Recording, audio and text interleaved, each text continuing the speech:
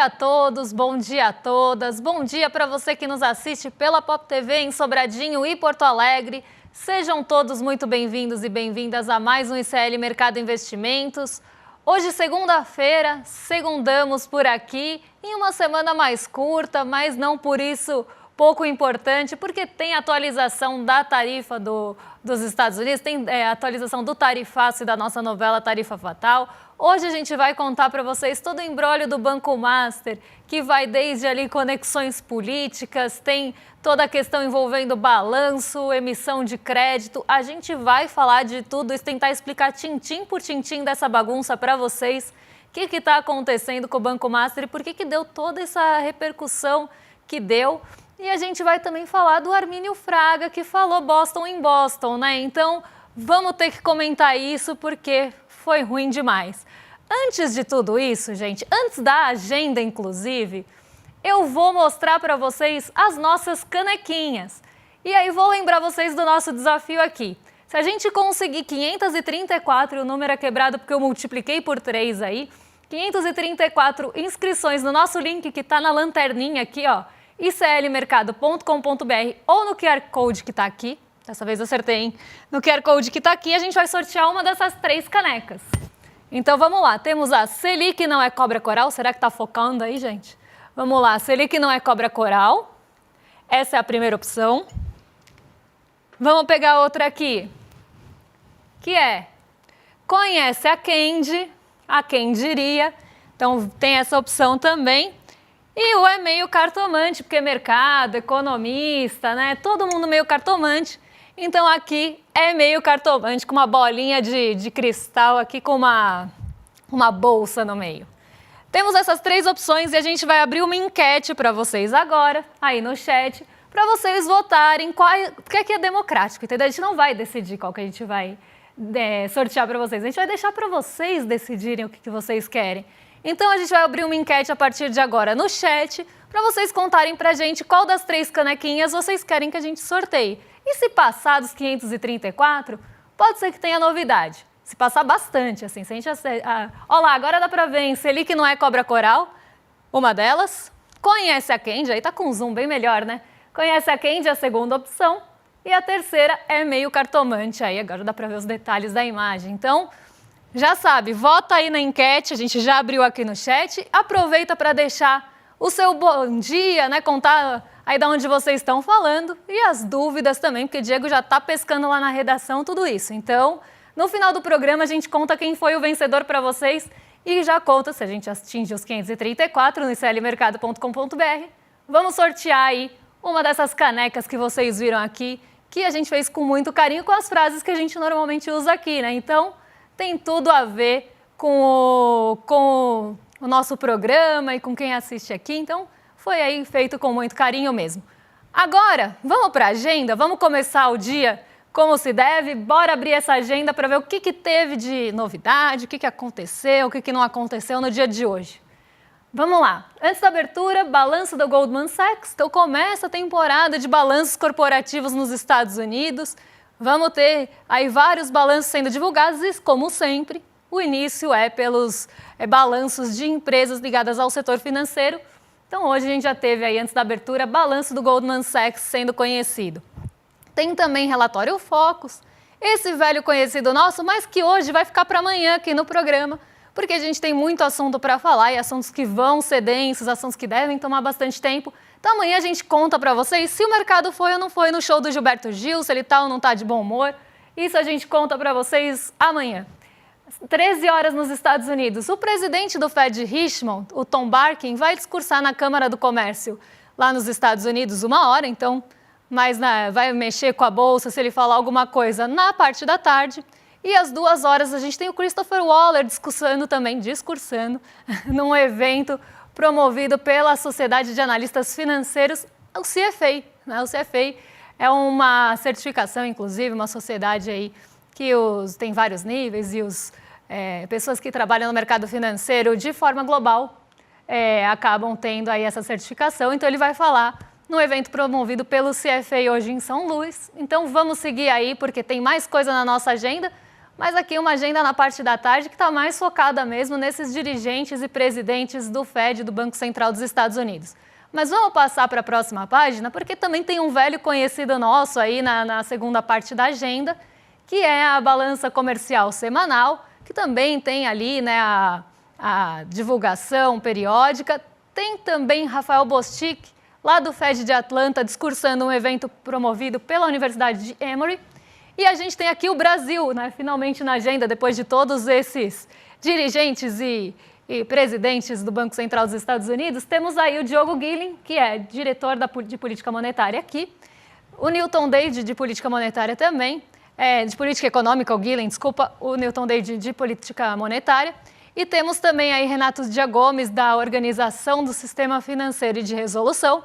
Os três vão participar de 2 reuniões semestrais com economistas no Rio de Janeiro. Então, aqui, participação do nosso Banco Central em um evento também para discutir aí as reuniões trimestrais com economistas. Então, deve ser um bate-papo e se tiver alguma coisa, isso vai acontecer ao longo do dia, se tiver alguma coisa mais marcante, a gente traz para vocês. Caso alguém fale alguma coisa ou alguma sinalização que importe, a gente vai trazer para vocês. Mas agora, antes de começar a falar de tarifaço, antes de falar da bagunça do Banco Master, antes de falar da fala do Armínio Fraga, vou chamar o Diego, que está lá na redação, já pescando as dúvidas de vocês, para dar bom dia, para ele dar o bom dia aí para a audiência e falar para a gente como é que foi a sexta-feira, hein, Diego? Será que o mercado estava mais animado? Será que dançou palco? Conta aí para a gente. Bom dia, Débora. Bom dia para toda a nossa audiência. Estou com a voz um pouquinho rouca hoje, mas bom dia para você que sofreu comigo no sábado à noite. Bom dia aqui para a nossa audiência em específico, a MH Schweitzer, para o Milton Maia, para o William Deluca, que está aqui atrás de mim, acusando a Débora de roubar as ideias do rolê e falando que vai acionar a PF contra ela. Bom dia para o Marcelo Vivas, de Valença, do Rio de Janeiro. Bom dia para o Tino Fredo, de Tietê, São Paulo. Bom dia para a Elidete. Já adiantando aqui, sim, Elidete, nós vamos falar sobre essa presepada, como você descreveu, do Banco Master. Mas vamos lá. O Ibovespa resolveu sextar mais animado, acompanhando bastante o clima positivo vindo lá de fora.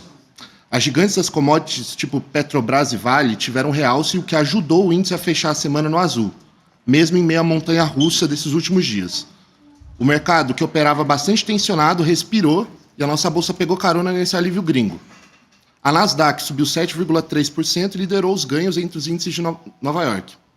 E por aqui, a alta foi de 1,05%, o que levou o Ibovespa a um acumulado de 0,34% na semana. Débora? Vamos lá, né? Por que teve todo esse movimento positivo na sexta-feira? E o que mudou o humor do mercado, que estava tão pessimista, né? Estava tão borocochô ali a semana toda, as bolsas caindo bastante. Aí a gente tem essa mudança, né? Essa reviravolta no humor do mercado na sexta. O que aconteceu para ter esse avanço todo aqui no Brasil, né? Que acabou salvando o semanal, inclusive. E lá nos Estados Unidos também a gente até surfou essa onda, né? Essa onda ela veio de fora e a gente acabou surfando nesse otimismo que aconteceu no exterior. Então não teve nenhum motivo específico de Brasil, apesar do IPCA, o IPCA acabou ficando no segundo plano. Não teve muita movimentação do mercado por conta da divulgação da inflação. Poderia ter, e normalmente tem, mas só o mercado de juros reagiu mais no comecinho da manhã à inflação, inclusive tendo alta ali no mercado de juros, né, nas expectativas para os juros futuros por conta da inflação, mas esse humor muda à tarde. Então a gente vê essa mudança de direção acontecendo para o terreno negativo no caso dos juros, porque os juros começaram a arrefecer. Isso deu fôlego, inclusive, para as nossas empresas mais ligadas aos setores cíclicos, a nossa economia doméstica, mais ligadas aos juros. E a gente teve mudança também para o terreno positivo na nossa bolsa. Então, o que aconteceu aqui? Quando você começa a ter o discurso do Trump mostrando que ele está disposto a negociar com a China, o humor do mercado começa a mudar. Ainda que a gente não tenha ali uma mudança concreta, porque não tem nenhuma reunião, nada ainda marcado, não tem uma expectativa de quando isso vai acontecer. Inclusive, na quinta-feira, né, a Bolsa caiu bastante de forma global, as bolsas, né, caíram bastante de forma global, por conta desse descolamento do discurso do Donald Trump com o que ele está fazendo de verdade. Porque ao mesmo tempo que ele fala que ele quer negociar a China, ele joga a culpa na China. Então, ele morde e assopra ali ao mesmo tempo quando fala de China. Ele fala, quero negociar, mas a China está acabando aí com a culpa da economia dos Estados Unidos se formar ou vai ser culpa da China. Então, ele realmente não tem um discurso muito colado ali com a realidade, embora ele fale toda hora que quer sentar para negociar com a China. Só que ninguém estava acreditando muito nisso na quinta-feira. Na sexta, ele reforça esse ponto em relação à China, então fala que quer sim negociar e parece que começa a ter uma movimentação também do lado da China, porque os dois só vão sentar e conversar se os dois estiverem dispostos. Mas vamos ver aqui, né, o que a gente tem de atualização no nosso tarifaço, porque foi justamente essa sinalização de trégua que fez com que as bolsas se animassem de novo e a gente voltasse a ter o apetite pelo risco. Já o dólar, ele caiu por outro motivo, né? Tá todo mundo muito desconfiado da economia dos Estados Unidos daqui para frente. E normalmente, nesse cenário de incerteza, as treasuries, que são os títulos de dívida dos Estados Unidos, são refúgio. E foram refúgio por boa parte da semana. Com esse aumento de apetite pelo risco, começa a ter uma fuga assim das treasuries, mas mais que isso. Não sei se vocês lembram, mas para quem não assistiu, vou relembrar também. Na sexta-feira saíram as expectativas de inflação dos Estados Unidos, saíram dados ligados ao sentimento do consumidor e também ao PPI, né, que é o índice de preços ao produtor. E os três não vieram tão bem. O PPI veio desacelerado, as expectativas do consumidor não vieram boas e as expectativas para a inflação no futuro, né, embora a gente tenha tido um arrefecimento no presente, no futuro estão esperando uma inflação muito alta e esse sentimento está cada vez pior. Sentimento ali de forma geral dos Estados Unidos. Então está todo mundo muito receoso em relação à economia dos Estados Unidos e o recurso começou a sair por isso. E o dólar enfraqueceu não só frente ao real, outras moedas emergentes também e frente aos pares mais do que nunca, né? A gente teve uma volatilidade tão grande, uma movimentação tão grande ali no dólar frente aos pares, que foi ali um dos piores momentos desde 1981. Então, assim, né, a coisa não está boa por lá, as perspectivas não estão boas lá nos Estados Unidos e muito disso tem a ver com o quê? Com a nossa novela Tarifa Fatal. Então, vou colocar aqui para vocês a atualização dessa treta para a gente ficar, né, por dentro de tudo que está acontecendo nessa novela. Desde lá do dia 9, eu tirei aquele começo, antes do dia 7 de abril, porque já estava aparecendo por muito tempo. Agora a gente começa no dia 9, porque é quando a coisa começou a piorar ali, né? Então a tarifa dos Estados Unidos sobe para 104%, e aí você tem a primeira resposta da China, que é de 34 para 84, com base nos princípios do direito internacional. Eles respondem ali, os Estados Unidos, subindo a tarifa de 34 para 84% de produtos estadunidenses entrando na China e os produtos chineses entrando nos Estados Unidos com 104, tá? É assim que a gente vê. A União Europeia aprovou tarifas, mas podem esquecer isso aí, porque no dia 10 voltaram atrás. E o Trump elevou a tarifa para 125% e diminuiu a dos outros países para 10% por 90 dias. E aí que começou o problema. Porque no dia 10, as pessoas entenderam que não era 125 como ele tinha falado no dia 9. Então já vamos passar aí para o dia 10. No dia 10, as pessoas entenderam que era 145%. E não 125%. Por quê? Porque tinha aqueles 20% lá do comecinho da questão do fentanil.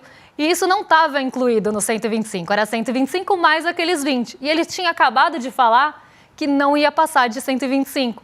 E aí quando as pessoas se tocaram disso, quando elas perceberam que ia para 145, gerou uma instabilidade enorme. Porque ele tinha falado no dia anterior que não ia passar de 125. Quando você tem um presidente falando uma coisa, se ele desmente logo no dia seguinte, embora aqui a gente tenha tido isso dia após dia, você causa uma instabilidade, uma incerteza. Do tipo, será que a gente pode confiar no que ele está falando? Porque se ele mudou de ideia de um dia para o outro, quando mais ele vai mudar de ideia? Então é esse movimento de incerteza que está pairando e isso trouxe muita instabilidade, inclusive lá no dia 10. E aí o Trump estava discursando otimista, né? Eu até contei já isso para vocês, falando de acordo, mas ninguém acreditou. Ele estava falando de otimismo e o mercado estava assim, respondendo com frieza, dando um gelo ali em tudo que ele estava falando, porque a promessa de trégua não convenceu ninguém, porque no mesmo dia ele atacou a China. Então, assim, quer conversar? Atacando a China, provavelmente não quer conversar. Isso é só um papinho para tentar acalmar os mercados. Ninguém acreditou, mas vamos seguir aí, porque a gente teve Pequim anunciando tarifas retaliatórias, subindo de 84 para 125, e essas tarifas passariam a valer no sábado, que já foi dia 12. Então, aqui a gente tem a atualização dos 125% para produtos estadunidenses que entram na China e 145% de produtos que saem da China para os Estados Unidos. Tá? Então, aumentou aqui. E aí a gente tem mais atualização também. Então, vamos lá. No dia 11, o Serviço Alfandegário dos Estados Unidos anunciou que smartphones, laptops, chips de memórias e outros produtos de tecnologia seriam excluídos da tarifa global. Aí é fácil, né, gente? Você pega ali, né, o que importa para você das importações, e essa frase fica muito esquisita mesmo, mas você pega ali o que realmente você importa e você tem um valor, não só um valor alto, mas que você tem uma massa importada muito grande e que tem um papel importante também na cadeia de suprimentos, porque a gente está falando de chip de memória, a gente está falando de smartphone que são produzidos na China.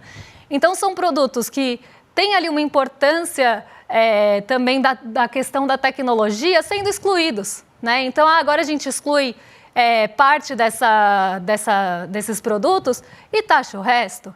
Então, assim, ficou uma coisa também, né? Então, vamos tirar desses para aliviar um pouco, e aí depois abre uma exceção aqui, uma exceção lá, e aí parece que a tarifa fica mais no discurso do que realmente no lado real. Mas vamos seguir aqui, porque a secretária de comunicação da Casa Branca, a Karoline Leavitt, afirmou que o Trump continua aberto e otimista com relação ao acordo com a China, embora não tenha comentado se os Estados Unidos estão ou não em contato com países asiáticos para realizar as negociações. E aí, gente, só confirmo o que eu tinha acabado de falar. Ele tem toda a intenção, né? Mas de boas intenções também, né? O inferno está cheio. Mas, enfim, ele tem lá as boas intenções de conversar com a China, mas não chamou a China para conversar, atacou a China em toda a oportunidade que teve e não tem nada concreto em relação a isso. Mesmo assim, como veio também um lado da China ali disposto, né? Uma possível conversa, o mercado dessa vez acreditou um pouquinho mais e usou isso como gás para um otimismo ali. Mas vamos seguir, porque a China reforçou que a tarifa retaliatória contra os Estados Unidos de 125% entraria em vigor no sábado e que não vai aumentar mais a tarifa, não vai responder com a mesma intensidade a novos aumentos dos Estados Unidos. Porque eles falaram que 125% já é o suficiente para não ter ali, para diminuir muito a importação dos Estados Unidos. Então, mais que isso, seria até inviável. Então, eles falaram que já não vão subir mais que isso. Começa a valer as taxas de 125 na China no sábado, dia 12, e a gente tem um painelzinho aí, o último painelzinho, falando das declarações, inclusive, da China em relação aos Estados Unidos e de todo esse tarifaço. Então, aqui o começo vocês já viram, a China foi direto ao ponto na sexta e chamou as medidas dos Estados Unidos de piada histórica, e acho que a gente tem mais uma página aí com as atualizações de sábado e de hoje, né? De hoje não, desculpa, de sexta. Comunicado do Ministério do Comércio fala que pede ali o respeito mútuo, né? Isso já tinha sido pedido uma vez, mas isso foi pedido novamente e ele considerou ali, né, o comunicado a prática errônea de tarifas recíprocas. E o presidente chinês Xi Jinping iniciou uma viagem de 5 dias, e aí essa parte é muito importante. Ele iniciou uma viagem de 5 dias pelo Sudeste Asiático na segunda-feira, hoje, com conversas de líderes do Vietnã, potência industrial, Malásia e Camboja. E os três aqui, né, principalmente Vietnã e Camboja, estavam naquelas tarifas mais altas dos Estados Unidos, bem acima dos 10%, que agora estão pausadas, né, a 10% por 90 dias, mas estavam ali nessas tarifas mais altas. Então, a gente já começa a ver uma articulação também do Xi Jinping com outros países asiáticos ali, para começar a conversar também, porque ele vai aproveitar, né, esse momento para fortalecer esse bloco do Sudeste Asiático. Então, né, a gente começa a ver uma movimentação já também mais geopolítica do lado da Ásia, ali do lado da China. E os Estados Unidos continuam esticando a corda, né? Vamos ver até quando ele vai esticar essa corda, porque já começa a desagradar, eu já tinha falado isso, mas isso está piorando cada vez mais, porque começa a desagradar setores importantes dos Estados Unidos, principalmente os setores exportadores, setores ligados ao agronegócio, que estão muito bravos, para não falar outra coisa, com tudo isso que está acontecendo, porque já começou a ter reflexo nas exportações e pode piorar cada vez mais, como já aconteceu no passado.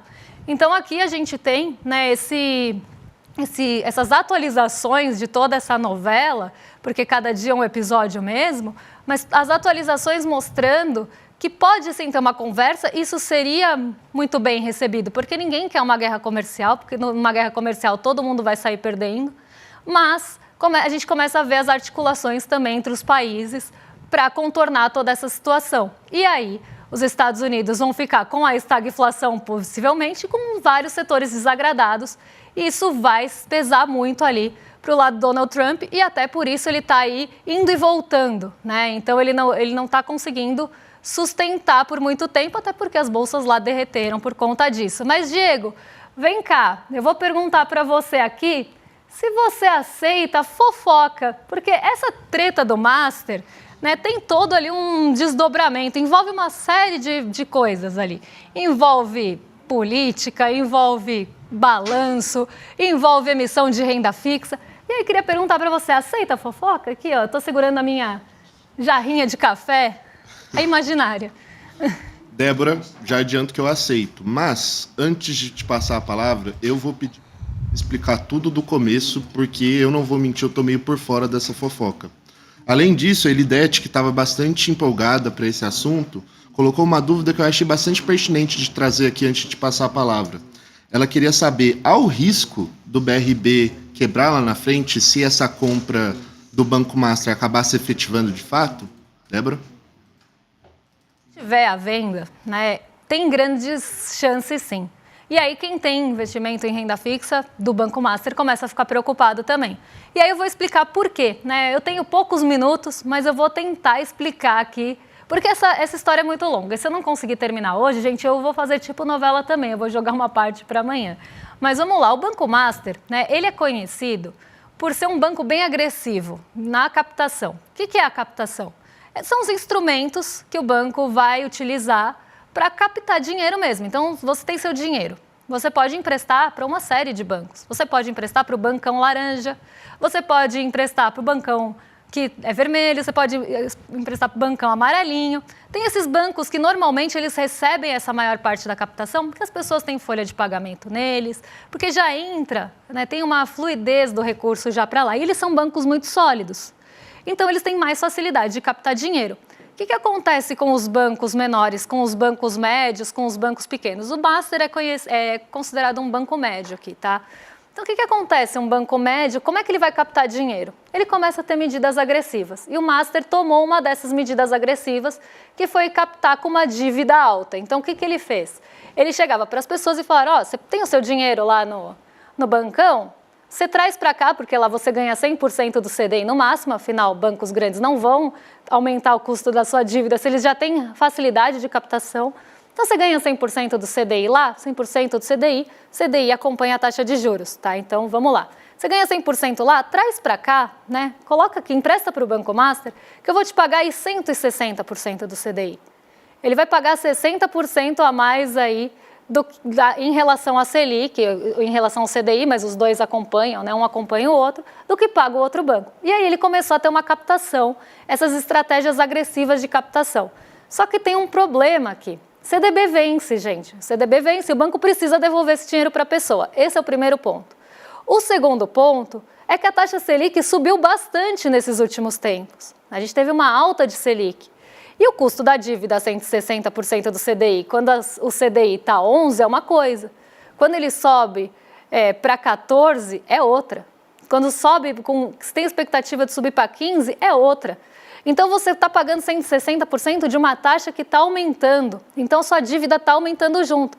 E essas dívidas vencem. Você vai precisar devolver o dinheiro para a pessoa. A grande questão é, o Banco Master ele tem uma boa parte do seu patrimônio que não está líquido. Tem boa parte do seu dinheiro que está preso. Não tem essa liquidez para pagar esses títulos que estão vencendo. Parte do balanço, né, e do patrimônio do Banco Master está em precatório. Precatório, você compra o direito da outra pessoa a receber um dinheiro, você adianta para ela aquele dinheiro, compra no desespero da pessoa também. Então, você tem lá um precatório para receber. Eu chego para você e falo, olha, eu compro o seu precatório, só que você vai me dar um desconto, porque você não sabe quando vai receber, eu te dou o dinheiro agora e você me entrega esse precatório e eu vou receber lá no futuro o quanto você tem para receber, com as correções devidas e tudo mais. E a pessoa vende esse direito, porque ela precisa do dinheiro na hora, ela não precisa do dinheiro daqui a anos, e ela não sabe quando ela vai receber. Então, o Banco Master tem boa parte do seu dinheiro também nesses ativos pouco líquidos, que não se transformam em dinheiro rapidamente. Só que ele tem dívidas vencendo que precisam de dinheiro. Então já tem esse descasamento aí no Banco Master que começou a chamar a atenção. Tá? Então essa estratégia é bastante agressiva e é bastante também preocupante se você não tem dinheiro para pagar, ainda mais de uma dívida que foi ficando mais cara, porque ela está atrelada à Selic, que está atrelada ao CDI, que está atrelada à Selic, que não parou de subir até agora. Então, temos esse problema 1 aqui colocado. Vamos ver até onde eu consigo ir. Mas vamos lá, a gente tem esse primeiro problema aí colocado. Outra coisa que o Banco Master fez, que também foi bem agressivo. Ele comprou um outro banco que se chamava Voiter, que era conhecido até por ser Voiter Indusval, porque antes dele ser Voiter, ele era Indusval. Tá? Então, ele foi mudando de nome. O Banco Master comprou esse banco com desconto. Só que ele lança, é como se ele tivesse também comprado com desconto, então vamos lá. Eu comprei um carro de você e eu paguei 30 mil nesse carro. Só que esse carro valia 50. Na hora que você vai colocar isso no balanço, você coloca 50, não 30. Então você infla seu patrimônio porque você considera que aquilo vale mais, apesar de você ter comprado com desconto. Esse também é um ponto que aparece no Banco Master. Vamos lá que a coisa vai aprofundando aqui. Tem toda essa questão dos precatórios também. Precatório e crédito a gente negocia em balcão. Então não tem ali um mercado que precifica, que dá um preço, que padroniza isso. Então você compra o precatório e você coloca ali quanto você também acha que vale. Então você pode dar preço de carro de Ferrari para carro usado também usando a mesma analogia, porque não tem uma padronização de quanto aquilo vale. Isso também infla o patrimônio do Banco Master e o balanço do Banco Master. Então a gente vai vendo várias infladas aí já de patrimônio. E aí eu já vou chegar onde eu quero chegar. Aí veio para essa manchete aqui do Metrópolis. O BRB, que é o banco que está querendo comprar o Master, que é o Banco Regional de Brasília, ele comprou mais de 5,9 bilhões da carteira de crédito de outros bancos. Então ele comprou quase 6 bi de outros bancos ali. E, como eu falei para vocês, carteira de crédito não tem ali uma padronização. Você negocia no balcão e você também dá ali meio preço que é negociado entre as partes, tá? E 4,7 desses 6 bi, ele comprou do Master. O que acontece quando você compra uma carteira de crédito de outro banco? O banco tem lá aquela carteira de crédito que ele não vai receber agora, certo? Então, ele tem prazo a receber, é dinheiro a receber no futuro. Né? O crédito você vai recebendo mês a mês ali dos seus clientes. O que acontece quando alguém compra a sua carteira de crédito? Esses 4,7 bi foram injetados no Banco Master. Então, o BRB comprou, vai receber isso a prazo, mas deu o dinheiro ali para o Banco Master na hora. Então, ele também inflou o patrimônio do Banco Master com isso, certo? Isso até aqui dezembro de 2024. Comprou de agosto a dezembro, 4,7 bi. Então, injetou esse dinheiro na hora. Isso limpa o patrimônio do banco. Por que limpa o patrimônio do banco? Porque era um dinheiro a receber que você não tem mais. E, além de tudo, tem o PDD, porque todo crédito que o banco empresta tem uma parte ali que ele provisiona que ele já não vai receber. E você também tira isso. É como se limpasse o caderninho do fiado e você pudesse emprestar aqueles créditos de novo. Então, você limpa mesmo o balanço e dá uma inflada nele. Então, o que o BRB fez? Ele injetou 4,7 bi no Master para comprar o Master mais caro depois. Porque o Master foi ficando cada vez mais caro com todas essas coisas que foram inflando ali o patrimônio e o valor dele. E aí, no ano seguinte, em 2025, o BRB tem uma proposta ali de comprar o Master, só que não tudo também, aí eu vou ter que contar amanhã, porque já são 11h30, mas ele quer comprar o Master ali, mas quer comprar o Master que foi inflado o ano todo e foi inflado por um bom período ali. Então é como se ele estivesse comprando uma coisa mais cara que ele mesmo já comprou parte da carteira de crédito e injetou dinheiro ali. Mas como essa treta ela é complicada, amanhã eu volto nisso, porque ainda tem conexões políticas em tudo isso e eu vou contar para vocês amanhã quais são. Então vamos ficar curiosos, aqui estou fazendo um gancho. E a gente tem também toda a briga com o FGC, que é o Fundo Garantidor de Crédito, e os grandes bancos também.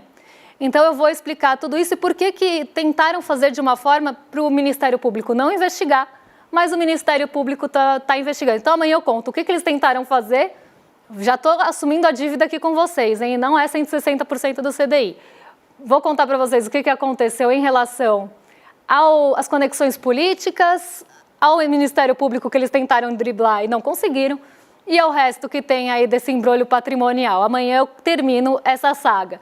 Mas então você não quer cair também em conversa de CDB, né, LCI? iclmercado.com.br. Lembrando que amanhã a gente... deixa eu contar quem ganhou aqui a enquete. Será que eu já tenho? Temos aí quem ganha a enquete, gente? Senão amanhã eu conto também, eu vou ficar devendo. A Selic não é cobra coral, foi a vencedora. E eu fiz uma enquete também lá no meu Instagram, e ela também foi a vencedora, então ela será sorteada. Se a gente passar muito dos 534 inscritos, aí quem sabe a gente não sorteia o segundo lugar também. Mas a grande vencedora foi a Selic não é cobra coral. Então, gente, ó, estou assumindo aqui, clmercado.com.br, se inscreve aí ou vai no QR Code, o que for mais fácil. Acho que o QR Code é bem fácil, né? Então, quando você está nessa transição para o rolê ICL, já entra aí no QR Code, aproveita e já volta aqui para ver o William Deluca e o Guga Noblat, que estão já chegando na sequência. Então, vocês têm aí uma excelente companhia a partir de agora. E a gente está aqui fazendo uma guerra comercial, né, com o rolê ICL. Eles prometem uma coisa lá, claro que eu não vou prometer o Thanos, mas eu tentei aqui do meu lado também dar um up nas nossas inscrições. Então, um beijão, fiquem com o rolê ICL agora e a gente volta amanhã para contar para vocês o restinho da história do Banco Master, o Focus e tudo mais que a gente tem amanhã. Um beijão e até lá, pessoal! Tem corretora famosa e grande aí sendo processada porque está vendendo coisa que está prejudicando demais os clientes. Tem gente perdendo dinheiro que juntou a vida inteira investindo em coisas assim perigosíssimas que foram oferecidas por essas corretoras. E as corretoras não estão nem deixando a gente falar sobre isso. Estão processando um monte de influenciadores aí que estão alertando as pessoas. Gente, só tem uma maneira de se proteger disso: entendendo como funciona esse mundo das finanças e dos investimentos. A notícia boa é que é muito mais simples do que vocês imaginam. E se ensinado da maneira correta, é até divertido. Eu preparei uma aula para o dia 15 de abril, uma terça-feira, às 8 horas da noite, que eu queria que todos vocês participassem. Uma aula rápida, muito gostosa de fazer e que vai transformar para sempre essa caminhada financeira de vocês. Dia 15 a gente está junto lá.